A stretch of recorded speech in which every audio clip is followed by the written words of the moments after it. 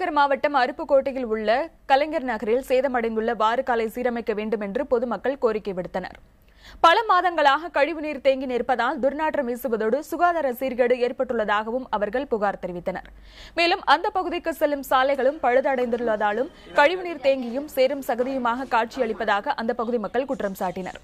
இதுகுறித்து வார்டு கவுன்சிலரிடம் கேட்டபோது அந்த பகுதியில் உள்ள கழிவுநீர் வெளியேற்றப்படும் என்றும் நிதி ஒதுக்கப்பட்ட பின்னர் சாலையை சீரமைக்கும் பணிகள் மேற்கொள்ளப்படும் என்றும் தெரிவித்தார்.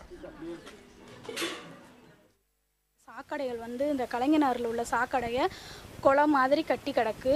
இதை நாங்கள் எவ்வளவோ தடவை சொல்லிட்டோம் நகராட்சியில். எங்களுக்கு ஒரு முடிவு வரலை. எங்கள் பிள்ளைகளுக்கு அடிக்கடி காய்ச்சல் ஆஸ்பத்திரிக்கு போன மயமாத்தான் இருக்கோம். நாங்கள் கிட்டத்தட்ட வார்கா போட்டு 2 வருஷம் ஆக போகுது. அவசரமாக பணியை முடிச்சுட்டு போனால வார்கா ஒரு அடி ஆழத்துக்கு இருக்கிறனால தண்ணி போகிற வசதி இல்லாமல் பின்னாடி போகுது.